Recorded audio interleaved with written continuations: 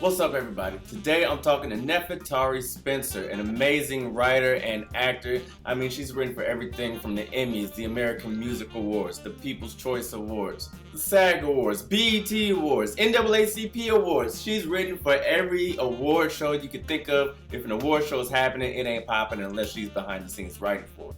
Plus, she's one of the stars of the hit show Southside on HBO. Make sure to like, subscribe, hit that notification bell so that we can continue to make these and help people who want to learn how to get into TV. For right now, let's check out this interview. So, this series is all about, just unlocking gems and jewels and seeing what different people's journey was. I'm from a small town. I know you're from the Chi, correct? Yeah, I'm from Chicago. So we're both Midwest, but obviously the Chi is a much bigger city than where I'm from, little old Toledo, Ohio. But it's also not LA or New York. So I'm always interested in people's journeys coming from outside of LA and New York, and not necessarily being the son or daughter of, whatever big wig or that could just kind of usher you in. It's like finding out what that journey was like for you and kind of some of the gems you learned along the way. So I guess my first question is, coming up in the Chi, like, what made you have the audacity to go, you know what, one day I'm going to work in television or in film or just in show business in general? What was that first moment for you? Mine, it looks like what's it called when you take a lie detector test? A polygraph? Oh, yeah. That's my journey. My journey is like that. I mean, when I was a kid, I knew I wanted to be an actor. I wanted to be an actor. Mm-hmm. My mom put me in like dance. She put me in all kind, like, performing arts. I would have like recitals and stuff like that. So I've always been on a stage. And it was, and then in high school, the same thing. I actually went to my first year of college. I stayed local, and I wanted to study psychology. So I was still kind of undecided. And then I ended up transferring and went to Savannah College of Art and Design. And I studied film and art history, and that's what I got my degree in. Came back home, so I wanted to direct. I still do.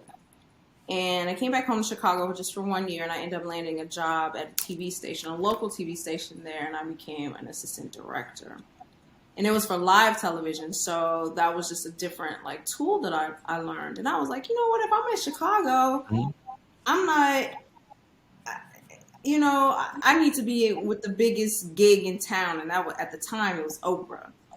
And I was like, if I don't Big Oprah, facts. you know what I mean, then I was like, this is what happened. So at my church, I was in the TV and film ministry.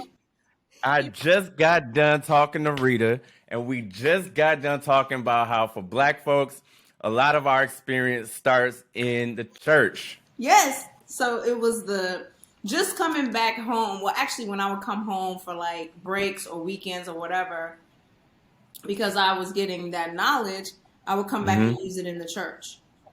Some of the newer technology and editing and all that stuff that we were doing.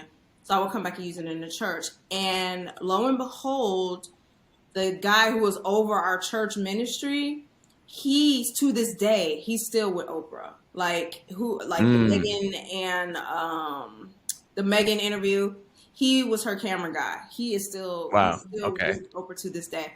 So because of that relationship, and we, finishing school, coming home, and I'm an assistant director. I was the youngest assistant director for that station in Chicago, and also the first Black woman to do that job. So I was able to get the interview. I interviewed 3 times, and I said to myself, if I don't get this gig, I'm out of here. I'm going to LA.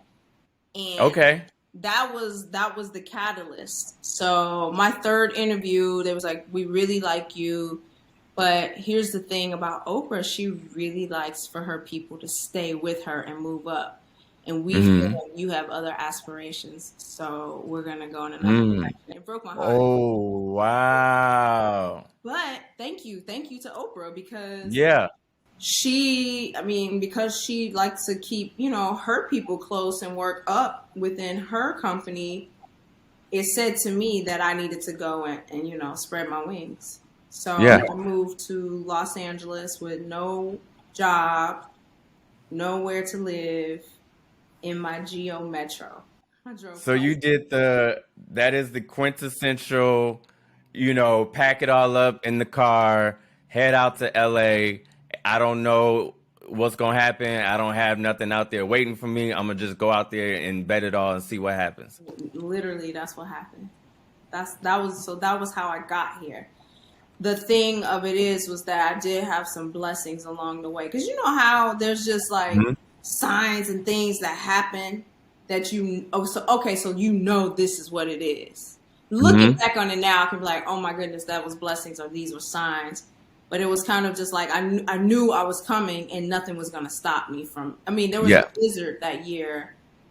That, as a matter of fact, it was January 7th, so yeah, I just celebrated my anniversary, and it was a blizzard that year, so I had to stay in Chicago for a few more days than planned because we got snowed in. So Mm. there was at that TV station was a Christian station. There was I remember there was like, there's a Hollywood crew coming in, and you're gonna have to be the AD or whatever, So Yeah, yeah. um, I can't remember this man's name, and the crazy thing is that, so I kept in touch with him, myself and one of the other girls who ended up being my roommate, who moved out here with me, but she only lasted 8 months. Um, Hmm. I tell story. I'm such a storyteller. So just let me know if I talk too much. No, no, no, no. This is all. I want all the gems. I want all of them. So we kept in touch with him, and he was like, "Okay, girls, if you're serious, I want you to keep in touch with me and let me know, when you get to LA or when you're coming." Right. So we kept in touch with him, and I actually picked up like a second, like a night job, like a part-time night job, just so I could like save up extra money to move here. Hmm. And long story short, we got in town. The day we touched down, he gave us the direct. He was like, "Come to my house." We got to his house. He was like, "Hey, girls, I just closed on a new house and we just moved out. This house is a week early. You guys can stay here. There's nothing in here, but you will have lights and you'll have power. And you'll have power and you have water. So, he's like, just keep it really clean because the new owners take over in a week. So you got to be out Wow. here in a week." So we went and got air mattresses and we looked for an apartment, and we found an apartment the day we had to get out, and it was available that day that we needed to be out of there. So things kind of fell So, into place. so when you question, so when he one said, "Hey, hit me up," two, "Hey, come to my house," three, "Hey, you can stay at my house." Was there? I guess that you had built a rapport with him when he was in Chicago, but was there anything that, I mean, you're two young ladies fresh in LA. Was there anything pre? I know this was the pre Me Too era, but was there anything hashtagging going on in the back of your mind, like or was it just oh cool? He was just cool, a cool person. He was a cool person, and it just he there are some people who really do have halos. That man was an Yeah. angel. Like, he just like Dope. looked out for us. You know what I mean? And you know what Yep. it was? It was the fact that he stayed and that he would talk to us and stay in touch with us. And this was only maybe like a 3 to 4 month period from when we met him Mm-hmm. until we made that move. So it Mm-hmm. wasn't a lot of time. And the crazy thing was I lost touch with him, but I ended up working on a production of his maybe like a year or so later. And I was like, "Hey," and he was like, "Oh my goodness, so good to see you." I can't That's remember what's up. this man's name, and that's terrible, but he was a good guy. Good guy. Well, shout out to him. Shout Yeah. out to him because we all need those people along the way. That's just good for, I won't say no reason. That's the wrong word to say, but just good because they're good. Because there's so many, like, so many snakes out here. So when somebody's just looking out on the strength, it's just like, man, those are the things that keep you going and let you know, like, okay, it reinforces your belief in humanity, if Yeah. you will, because this business can be it's a rough ride. It is a rough ride. Woo. So you're in LA, you find a place, You're there with your friend who lasted 8 months, but at the time you guys are there together. Yeah. What is that first gig that you landed that you said to yourself, okay, I am officially in the business? It doesn't have to be major, it could be small, it could be big, but at that time you said to yourself, all right, okay, mom, or okay, dad, or whoever back home, like, I just got this gig, I just got this job, I'm officially in the business now. So it was about, I ended up landing a gig as a receptionist for a commercial production company for about Mm-hmm. 6 months. And then I landed another one that was just trash. It was trash. And Was this you're just trying to find ends meet to yeah, yes, my like to get by? yeah. So it was three of us who moved out here. So anyway, one of my friends from college called me and was like, "Hey, my brother's out there. You should meet up with my brother. He's from Chicago too." And I was like, Mm-hmm. "Bet." Met up with him, and he was like, "Hey, you know what? I work for Warner Brothers for one of the vice presidents of television. There was like 5 or whatever, and the only black one is looking for an assistant. They all had 2 assistants. They had a first assistant and a second assistant. Okay. And so I, sent over my resume and all that stuff, and I interviewed for that job, and I got that job. So as the second assistant, so it was to work for Henry Johnson, the vice president of television over at Warner Brothers, and I was his second assistant.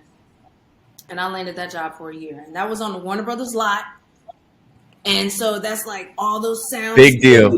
That was it. We did it. The water tower, Yes, everything. we did it. We made it in terms of like, okay, this is the ground floor for sure. But what that did for me was, because he was a VP of television, he Mm-hmm. oversaw like 20 different shows. You know what I'm saying? So for Mm-hmm. me, because I was an assistant, the second assistant, and get this, his first assistant was Sherry Portier, Sydney Portier's, I think the oldest. She might be the oldest or the second oldest daughter. Wow. And R.I.P. the legend. no, we just lost him. So Yeah. good man, very nice man. Um, but because he oversaw all of these shows, Henry Johnson, I Mm-hmm. had to deal with like 15 different crews from 15 different shows. To this day, all of my like peers and people that I know, that's how I've like cast this wide net into these different realms of the business here. That's how I know so many people. So that's interesting. I feel like that's a gem right there, because you're in this position where, as far as the industry goes, it's an entry level position, but you're taking this opportunity to utilize all of the resources that are at your feet, to get to know everybody, to get to know who's who, what's what they do, and why they do it. All the different crews, because this is information that you get to take with you along the way. So it's not just doing, necessarily checking all the boxes of what your job description is, Right. which in itself is valuable, but also taking that and utilizing that opportunity to grow beyond what your salary was. Right, 100%. And then also my background, at school. Once I went to SCAD, and I knew how to edit, I knew how to shoot, I knew things about production in general. So because not just like PAs or like below the line, as we say, people were calling Henry Johnson's office. It was the EPs, other VPs, executive producers, writers, Yeah. agents, lawyers, everybody, because he oversaw everything for a show, which was budgeting also. Now, that was where I learned about budgeting. That was the one thing I really didn't know too much about, but that was when I got to see bottom lines for shows. That's when I got to see salaries for people. And I was like, Mm-hmm. what am I doing? And Yeah. because I had to talk to people, on his behalf, and get messages and stuff to him. Obviously he did all the business stuff, but people had to go through, like, kind of like they say, the gatekeepers. Yep. So Yep. And Your I knew assistant. all the other gatekeepers because we were all assistants. So I've watched all of those people either move away or I've watched them all rise up.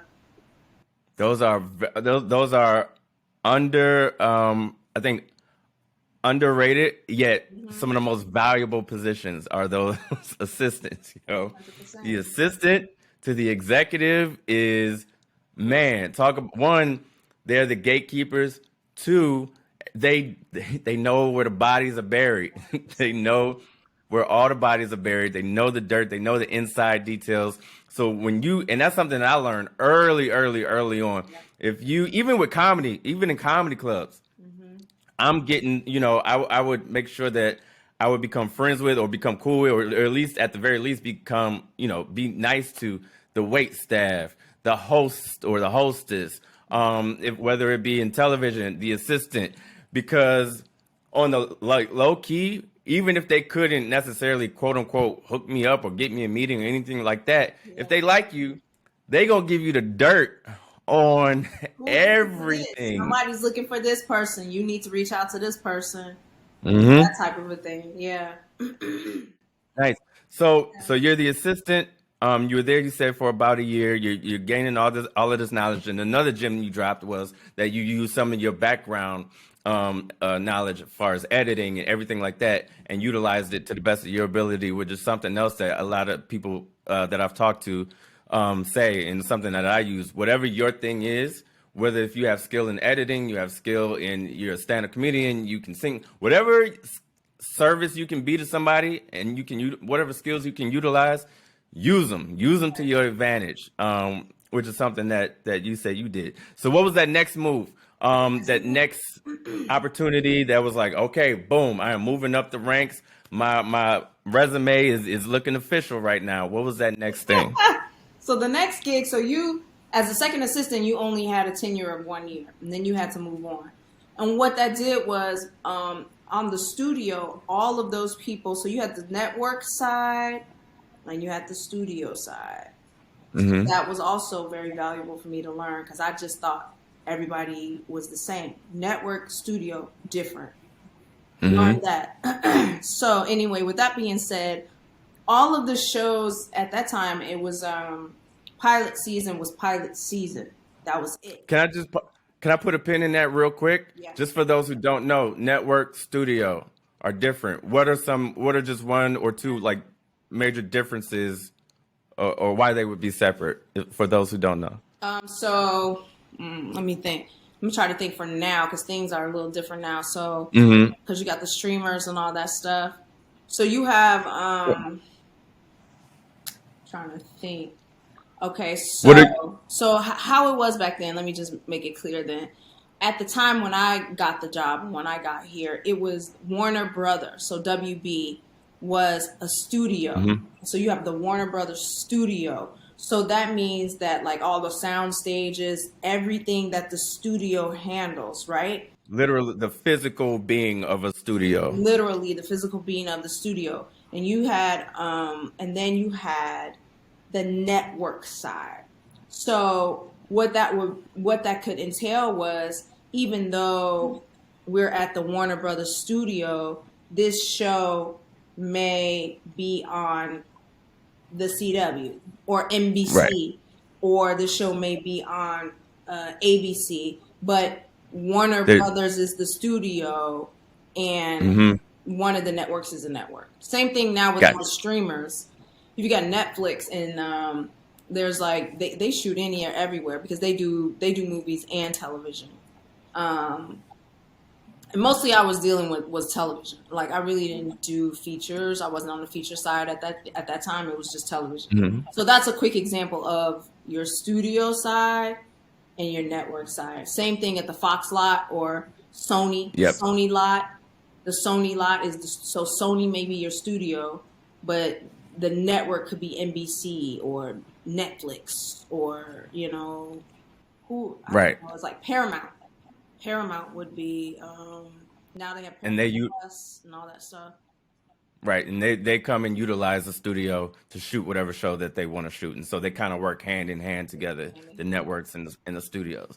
Yeah. So So you're at the point where you there for a year, you had to move on, and you're realizing there's a difference between network and studio. And I interrupted you, so I'm sorry. So, No, well, it's okay. So there were because I kind of I knew everybody. You know, I knew and met so many people, and when people already knew that in main we were called main production. In main production, that second assistant, everybody knows that those assistants are only there for a year. So we hmm kind of had a leg up, and I didn't know how valuable this was at the time, but we had a leg up because we met with everybody. Like people would call and be like, "Okay, who's available?"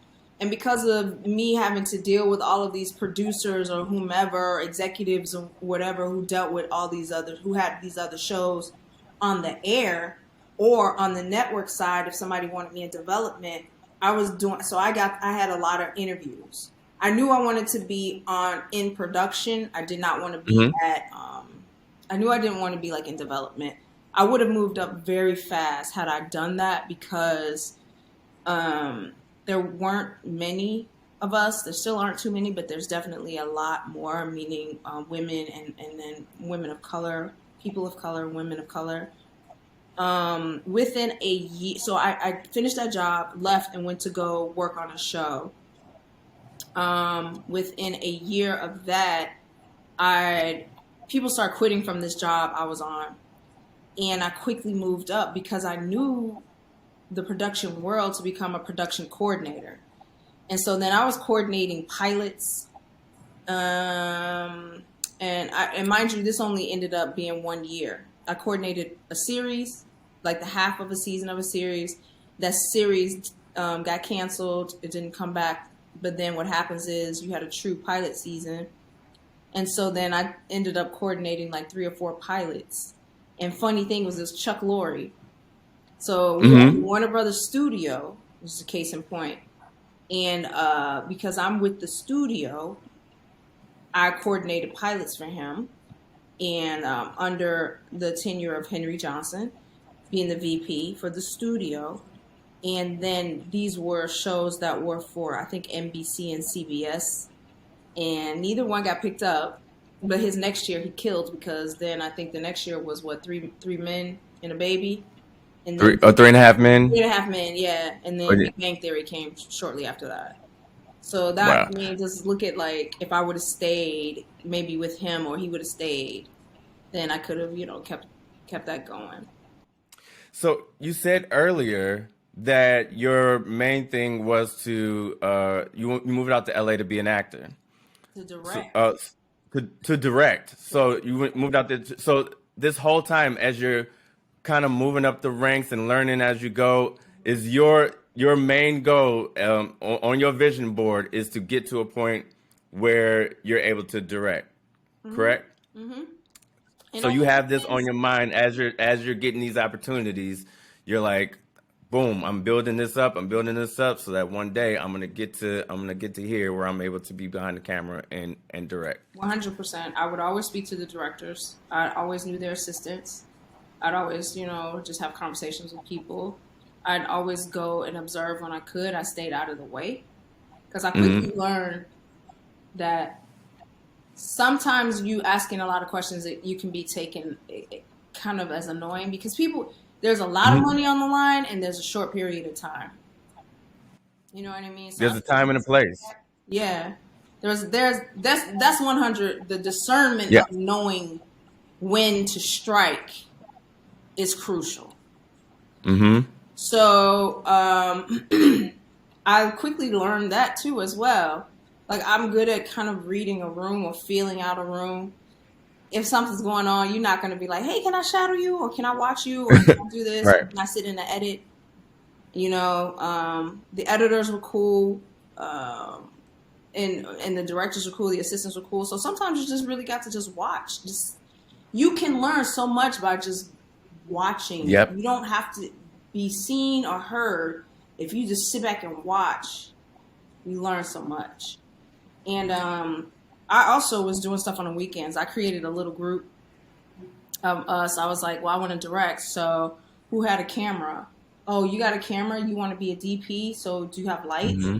So I quickly put together a group of us. There were people who wanted to be actors, people who wanted to be writers. Every weekend we start shooting stuff. And so that was what I was doing with my time on the weekends. I feel like that's another gym, especially nowadays. It's like do your own stuff. You know, have your own, especially in this business. It's like there's no excuse. There's literally no excuse. Like get get your Yeah. friends, get your, other people who are like-minded, who also are trying to build their resume and build their portfolio, and y'all just go out and start making stuff, because not only does that give you that experience, but it just gives you that confidence, and it feels that inner need and that inner void. So while you are maybe taking gigs that maybe isn't your ultimate goal or ultimate dream gig, you still, you're filling your soul with things that you really love to do. So Hmm. yeah, make your own shit. Hmm. Yep. So so you're on your trajectory, Yep. and you're getting these opportunities and getting these gigs. Now I'm going to fast forward a little bit, Hmm. because let's face it, you are one of the most prominent, in demand, dopest writers for television that's in the business right now. And so what when was that I don't want to say turn, but when was that kind of direction that you started getting into writing for different projects and being behind the scenes in that way? Hmm. I will say the thing. So, damn, that's a hard one. So because I always had created something on my own and always was trying to do something on my own. Hmm. What ended up happening was none of those shows that I coordinated went to series. So I was like, so when that's done, you don't have a job. Your series didn't go. So what ended up happening was it was summertime, which is fairly quiet in LA until staffing season starts, when it's time for the producers or whatever shows that did get picked up to hire their writers. And then skeleton staff will come in, production staff, and then obviously then full blown production will begin. I got a call from one of the producers that I used to work with over when I was in main production at Warner Hmm. Brothers. Excuse me. He called me and was like, "Hey, I know you're coordinating now, but listen, my assistant's gone. Will you please come and help me? I need an assistant on this show. It's a new show." And I was like, "Well, I'm in Chicago just for the holiday. It was the 4th of July." He was like, "Well, as soon as you get in, come to CBS Radford." The show ends up being the Bernie Mac show. So they'd already shot the R.I.P. the pilot. great. Yeah, they'd already shot the pilot, and so now this is very beginning of the series. So I got my bags in tow and everything, and I meet and I go Michael Peacock, legendary producer here in Yep. Hollywood. He did In Living Color. He's a blackish, grownish, mixedish, the Bernie Mac show, so much. So Hmm. Peacock calls me and we had that conversation. I go and meet with him, and he was like, "Well, let's go down the stage. Let's look at the stage." And Bernie was there, and he's like, "Who is you?" I was like, "Who is you?" You know what I mean? Like, Yeah. Yeah. I don't know, just because this is a big. Bernie was a tall man, and if you were ever were around him, he took up space. You know what I'm saying? Yeah. And long story short, because he's from Chicago, I was like, "I'm from Chicago." He was like, "Where you from?" I was like, "Originally, Beverly, Southside, but the suburbs after that." But he went to high school with my stepmother and her twin, and he knew my dad. Mm. So he was like, "You family." So Bernie was instrumental with me wanting to be in front of the camera. I always wanted to be in front of the camera, but he was instrumental in lighting that fire, because I would make him laugh uncontrollably, and he would be like, "What are you doing? Stop hiding. You're funny." Now, prior to this, did you know that you were funny? Prior to this interaction with Bernie, did you consider yourself a funny person?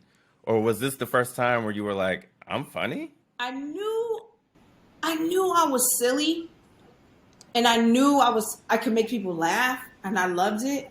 I knew I could do characters. I knew I was great at improv.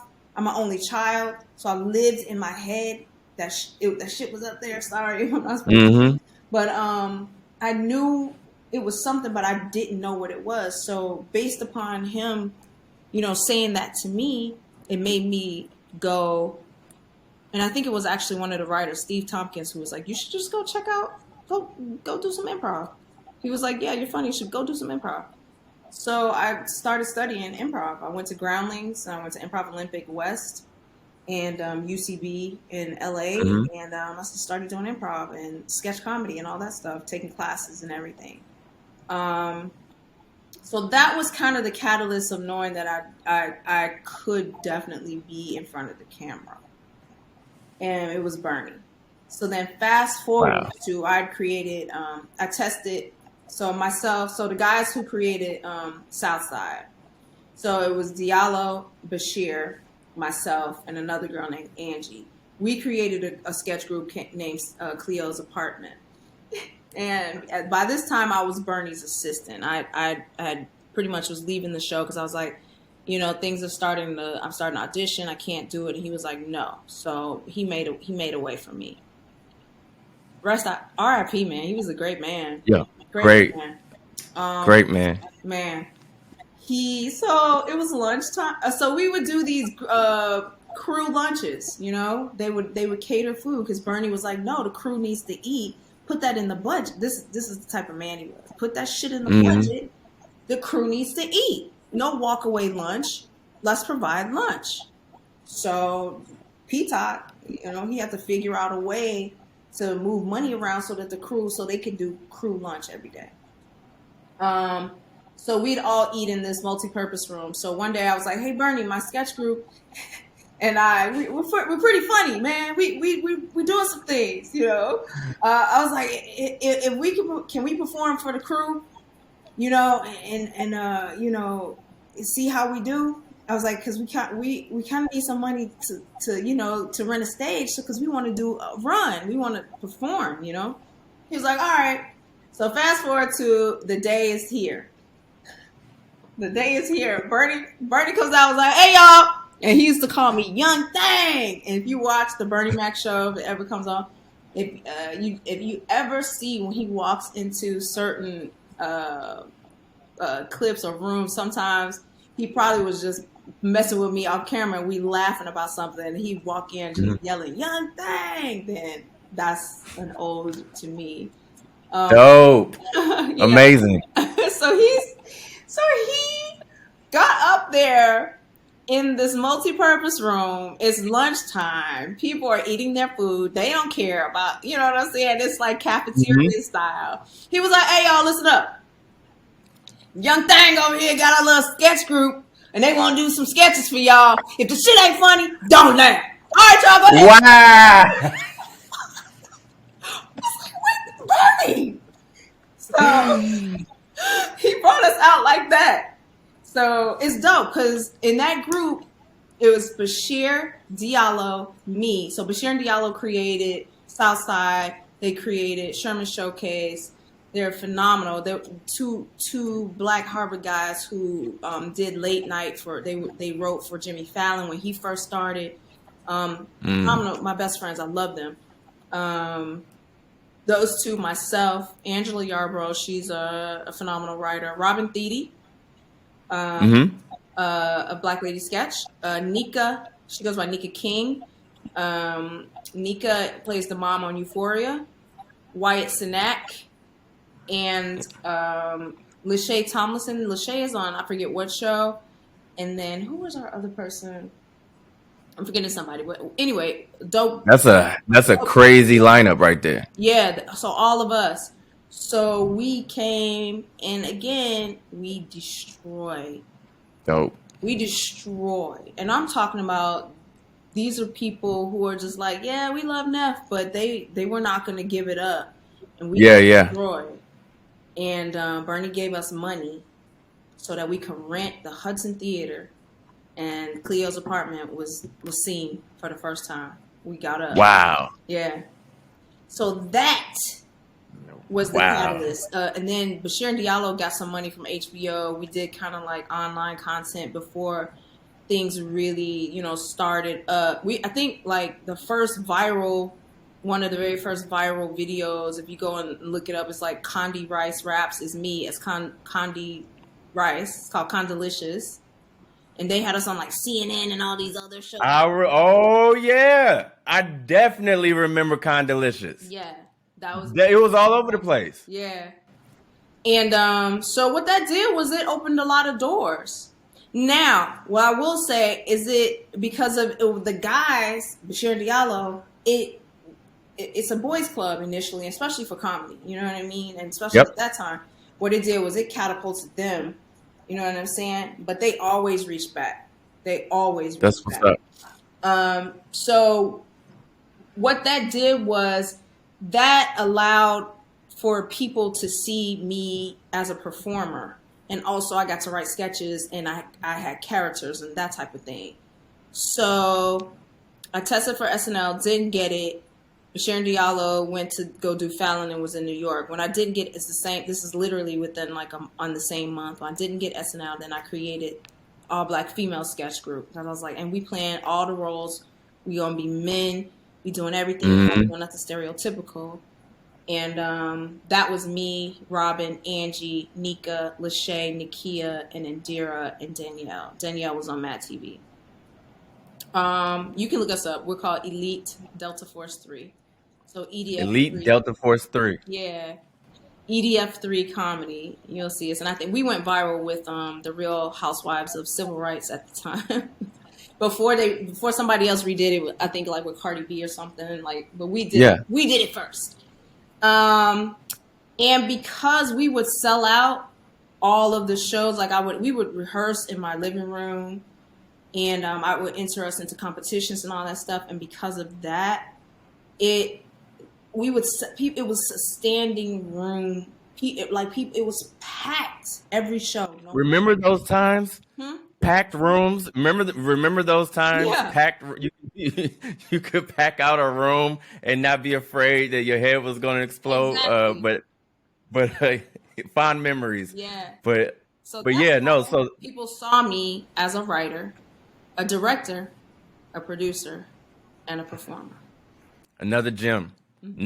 Because these came from, again, creating your own stuff, doing your own thing. Yes, it's great to move up the ladder. It's great to work within the industry and get gigs and book this and book that. But creating your own opportunities, showcasing your own talents so that you can have that calling card is I feel like that's a through line for everybody, for me, for other people that I talk to, especially when you Black, because we don't have those just ready-made opportunities all the time. So we have to make our own. It's just the way it is. It's not even like thinking outside the box anymore. It's like standard.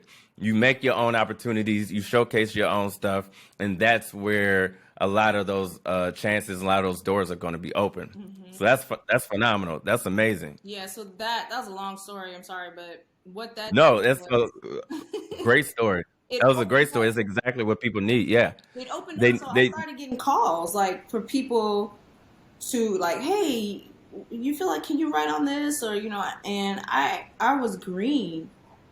I didn't really know structure properly.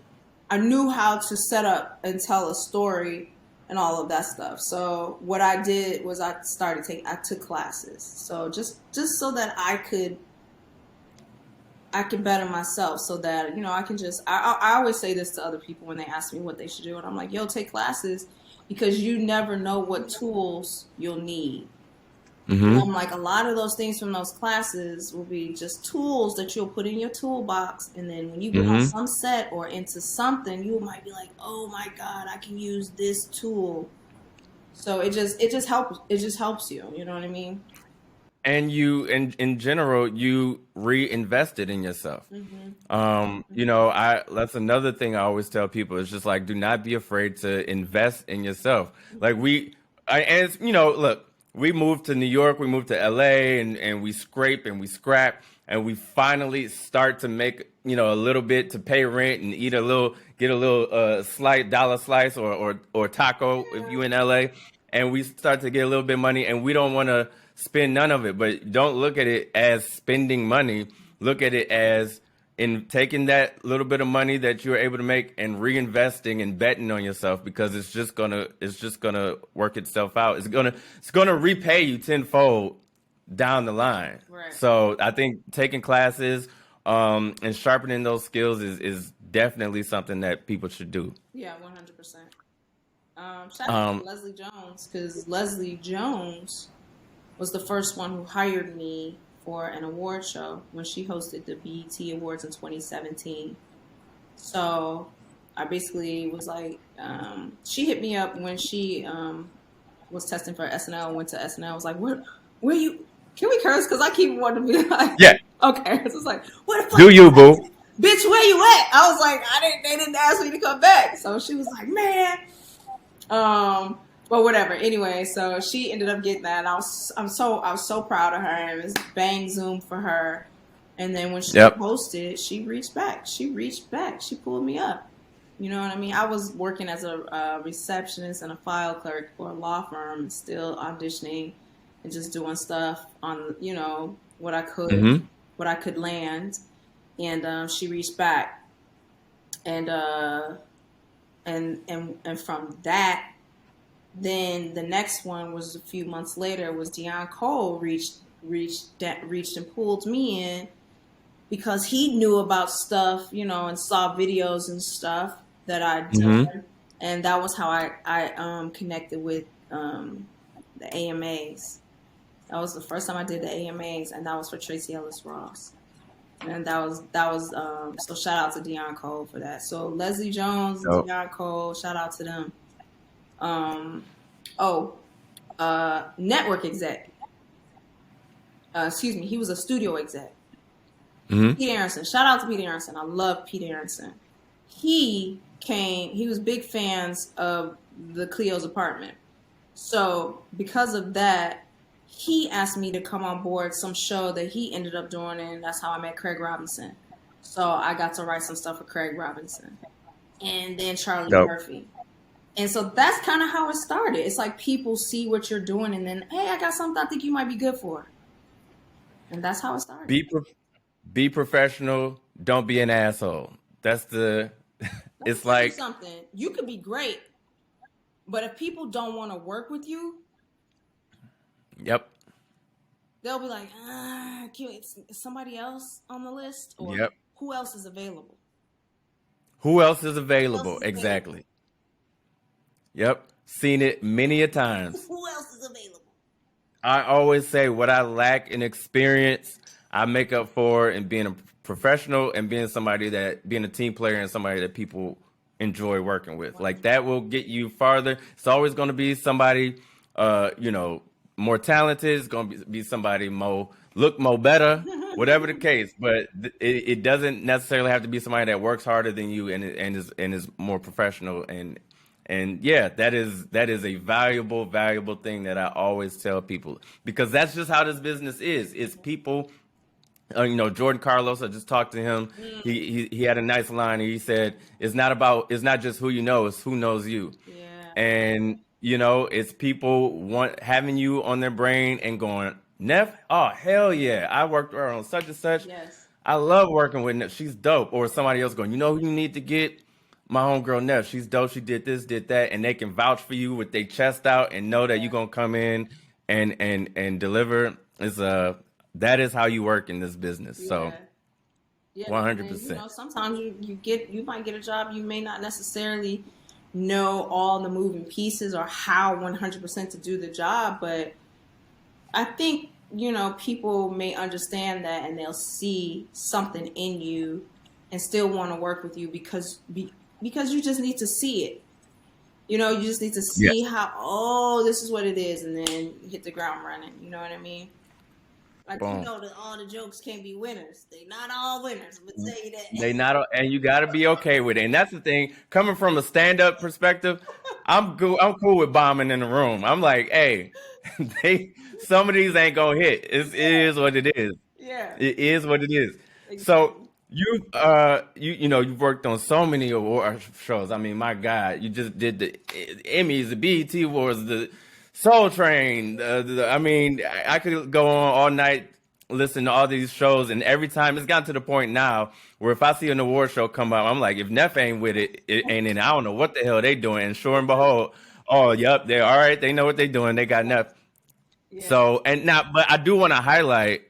Um, I believe, forgive me if I'm wrong, I believe it was the BET Awards where you were the first black head writer, first female head writer or female black head writer. You made a big, don't let me mess it up. You give your proper credit, but what was that moment officially? It was the BET Awards. It was this year's 2021 BET Awards hosted by Taraji P. Henson. Mm-hmm. First black, of course, female head host writer. So I was her writer. I ran her Amazing. room. So the thing about award shows is most, not all, they'll have kind of two teams, if you will. They'll have a host side who's writing everything for the host, and then they'll have a presenter side. So all the people who come in from all the different shows they present, and the award for best actor is that stuff. So it was the first time that I got to run the room with the title. Yeah, it was great. It was great. Phenomenal. Taraji she's a joy, and I just knew she could do. I did a play with Taraji years ago. Really? Yeah, it was this tribute to oh my God, I'm about to feel so bad because I can't remember the name. Oh my God, Ruby D. Ruby D was still. This was right before she passed. It was a tribute to Ruby D. So I got to do an excerpt from the Colored Museum, and I got to do it with Loretta Devine and Vicki Lynn Reynolds. Both of them were the ones who did it at Broadway. And so they were the wigs, and I got to be the girl, like on the phone. And so that was amazing. So it was a bunch of, things, I guess, that Ruby had done as well, or some of her favorite pieces. And so we got to do that. And Taraji, I'd only known her as drama. And so this play that she did, I was like, oh, she's hysterical. Like, she had comedy timing. You understand what I'm saying? Yep. So Yep. From that long period of time ago up until now, me being able to like really sit down and talk to her. So it was great. I did AMAs the year before with her, but I was on the presenter side. I wasn't on her team. But my homegirl, Alicia, was on her team. Aisha Carr, great writer. Aisha had never done a award show, so I was able to kind of like guide Aisha through how that award show stuff works, but she was Taraji's writer for that. And she didn't get to do a lot of the like fun stuff I know she wanted to do, because that's a little bit, I won't call it corporate, but it's network TV. Yeah. And then, for BET, it's for us, per se, like some of the jokes, I can get away with writing like pop culture more for us because it's on BET, you know what I'm saying? Yeah, right. So I pitched a bunch of stuff for Taraji. I was like, I want you coming out the ceiling. She was just like, yes, So it was a joy to write for her. It was a joy. It's incredible, and I just don't ever want to let those moments kind of just go unsaid, that of how big of a deal that was to see you shine in the way you did, and to keep opening doors because there's not just young girls, but young boys and everything in between looking at you knocking down doors like that and making waves, and it's inspiring to see. So yeah, I was shouting for Taraji because I'm a fan, but I was shouting to the ceiling for you because I just know how dope you are, and you out here just killing it the way that you are. Um, so I got two more quick Okay. questions. I'm Um, gonna be quick. First one, if there's a one thing as far as like a F up moment, it can be yours, it could be something you saw somebody else do, but a moment where you just like, ooh, where you took a lesson from that, and you, if you could pass that advice on to anybody else, it's like, ooh, don't do that. Or is there anything that sticks out as far as just like a mistake that you made or you seen somebody else made that you took that lesson and was like, do not make that mistake? Here's a lesson. Listen. I be getting these lessons. They be gut punches too. I be getting these hooks, hooks to the Ooh, face. ooh, Ooh, I got that lesson. Lord, you ain't. All Ugh. right, all right. There's a couple of things I'm gonna say. Yeah. Follow your gut. Follow your gut, especially if you're one where your gut definitely is like, don't be afraid. There's a reason for that, and do not be afraid to say no. No, Mm. because you're gonna, if you say yes out of desperation or just because you want to just do the job, you're gonna quickly Mm-hmm. learn like, now I know why I wasn't supposed to do this job. You'll learn that in time. I wish somebody Mm-hmm. would have said to me, "Nah, follow your gut, and it's gonna be okay. It's gonna be okay." Um, the other thing, the other lesson, I'll give lessons, like some things that I Yeah. really learned was, it's funny that, you know how you can watch somebody and you know what's going on, or you can see like the desperation or the pandering Yeah. for Yes. something. You don't need any of that. Let all of that go, because you are enough. You are You enough. are enough. Wow. Yeah. You You're don't. preaching to me. Yeah. No, no, don't get me shouting up in here. You are enough. So just let all that other stuff go and just be your authentic self and let that shine, because you want to work with people who like your authentic self. Exactly. That Exactly. those are L- Last thing. There was one holy shit moment. You've had an illustrious career. You continue to have an illustrious career that's just going higher and higher. But if there is one moment, and that Bernie Mac story is a crazy moment, so that might be it. But if there's one moment where you stopped time and said, I cannot believe this is my life right now. This is wild. What would that moment be? I'm gonna kick myself because I don't know right now in this moment, but I know as soon as we say goodbye, I'm gonna be like, oh God, it was this moment. Well, you dropped a few of them. So I mean, Um, working with Taraji, one on one, Bernie Mac taking you under his wing, yeah. and paying for you to have an opportunity to showcase your performance. I mean, listen, that's up there. That ain't no. It's so I've It's so many. It's so It's too many. many. It's so many. I've worked with some of the greatest.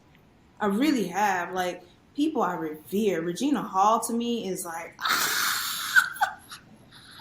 I got to work with Gina Hall, and I will never not have a crush on her. oh She my is God.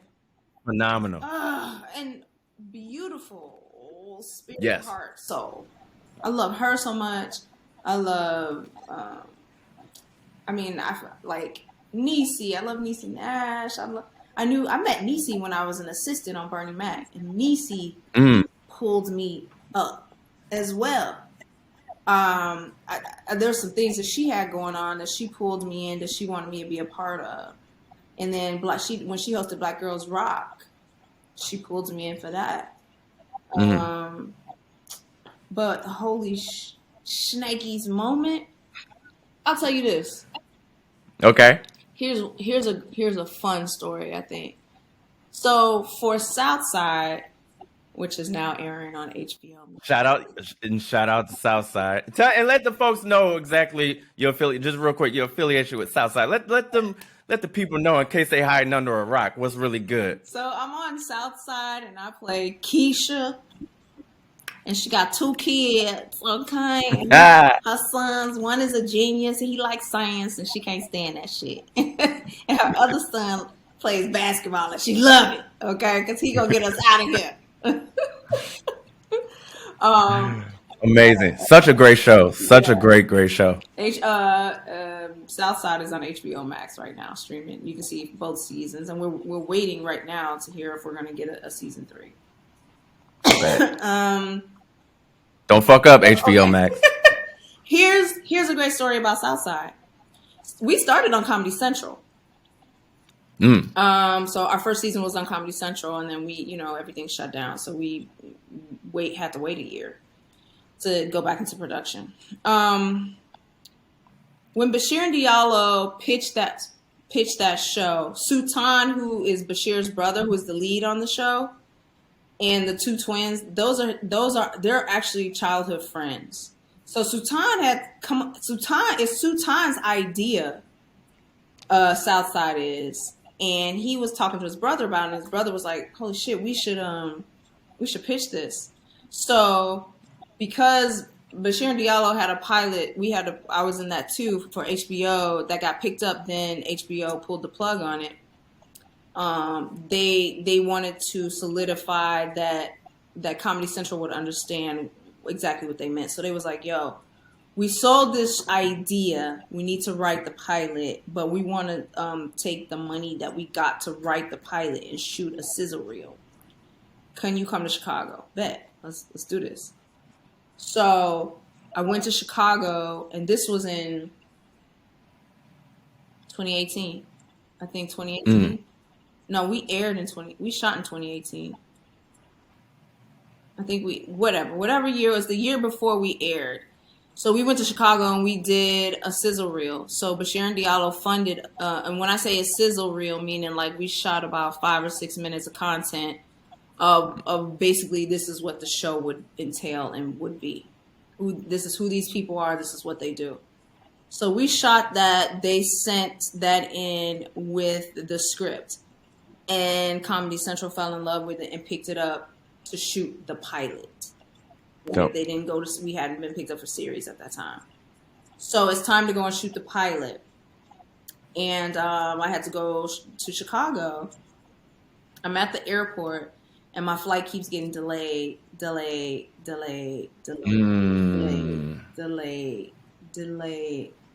canceled. I'm stranded. I shoot the next day, and I had 1 day of shooting. And you know how that goes. Production is tight. Like you're gonna tight. That's your day. Yep. And technically, I really should have been there a day before, but that was how it worked out. So That's why when you watch the pilot, the very first episode, you don't see me. I'm not in the pilot. So I was devastated. Damn. Woof. Devastated. I was just like, this is so what? So I'm not in the pilot. So thankfully the pilot, they cut the pilot and then it gets picked up for series. They get the series order. And so that's why they wrote me that crazy monologue in season 1, episode 2. When you first meet my character, they wrote that crazy monologue for me, which was so much fun to do. But this is what happened. So Bashir called me when he got the news, like, yo, Comedy Central picked us up. We're going to series. You're going to be on the show. And he's like, we went to series. And I was like, oh my God, congratulations. I'm so happy for y'all, but I'm so sad. But I was like, but I'm so happy for y'all. Right. That type of thing. He was like, nah. He was like, listen, the president of Comedy Central called me personally to tell me, hey, this is going to series, but can we please make sure that the girl who plays the mother, that character comes back to the series? And I was like, that's the moment. That was really amazing. That was amazing. That's an amazing story because one, just as somebody who that young girl who drove to Chicago in that beat up, what was it? Oh, I had a Geo Metro.